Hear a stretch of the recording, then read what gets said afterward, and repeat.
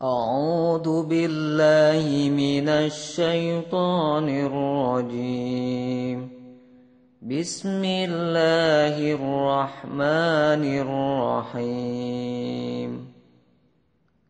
ولقد خلقنا الإنسان من سلالة من طين ثم جعلناه نطفة في قرار مكين ثم خلقنا النطفة علقة فخلقنا العلقة مضغة فخلقنا المضغة عظاما فكسونا العظام لحما ثم أنشأناه خلقا آخر فتبارك الله أحسن الخالقين. Sadaqallahul Azim.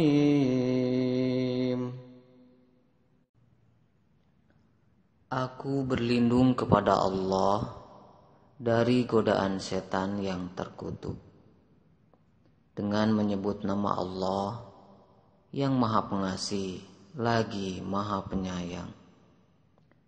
Dan sungguh kami telah menciptakan manusia dari saripati tanah. Kemudian kami menjadikannya air mani yang disimpan dalam tempat yang kokoh.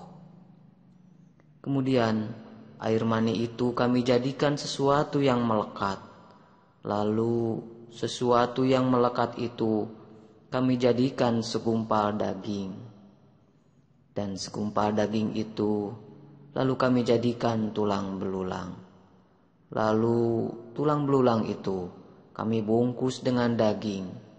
Kemudian kami menjadikannya makhluk yang berbentuk lain. Maha suci Allah, pencipta yang paling baik. Maha benar Allah dengan segala firman-Nya. The statements we're about to show you are from the Holy Quran, and is said to be the official, unchanged, pure word of God, revealed over 1400 years ago. Claiming to be the word of God is a heavy statement, and without proof, or if a single contradiction is found within the book, the apparent word of God will be proven false. So without further ado, let's put the book to the test.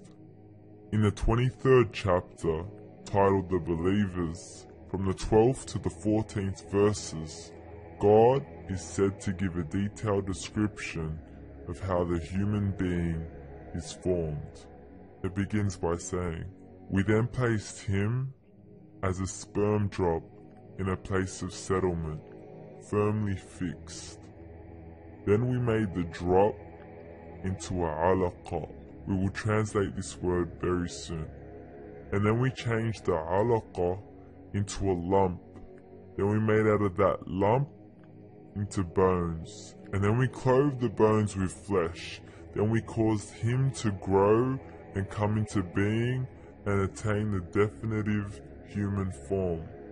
In the 21st century, we can now safely say that this verse is clearly describing the process of human development in correct chronological order. However, what we should be paying attention to in particular is the second stage, referring to the development of the embryo. The specific word used to describe the embryo in this verse is the word alaqa. The word alaqa, when translated into English, can mean three separate things.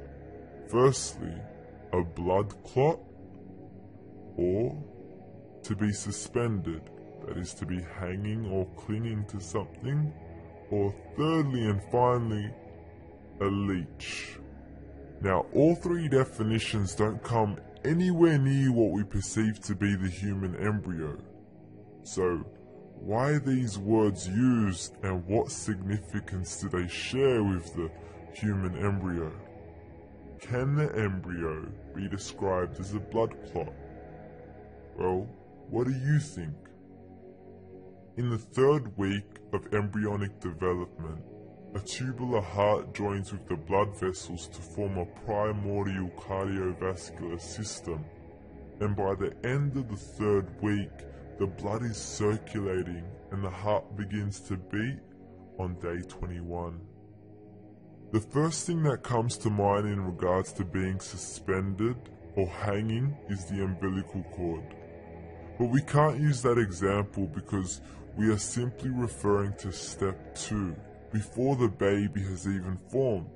But we now know today that the umbilical cord is formed from the connecting stalk. And the connecting stalk is formed as soon as the embryo is formed. The embryo's connecting stalk has even been described by John Allen and Beverly Kramer as an object to suspend the developing embryo in the extra-embryonic column. So an embryo is suspended and does have a strong resemblance with the blood clot. What on earth would an embryo have to do with a leech? Figure A shows the structure of an embryo at 25 days. Figure B shows a leech. Now please note once again that the embryo in this stage is no greater than the size of a kernel of wheat. This is an X-ray of the embryo at 22 days. This is the internal structure of a leech. It's mind-blowing stuff, but you still haven't seen anything yet. This is the head of the embryo at 22 days. The detail you are seeing right now is absolutely impossible to be seen with the human eye and can only be seen with a microscope. This is the back end of a leech.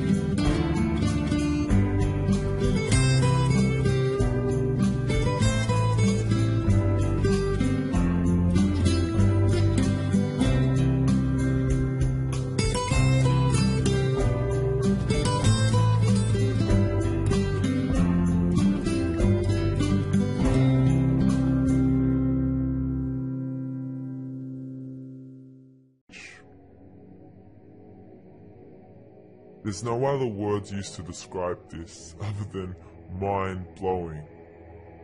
The pictures we have shown you are impossible to be seen with the human eye, or even to be predicted by the human mind. Once again, the verses we have shown you were revealed over 1400 years ago to a man who couldn't read nor write.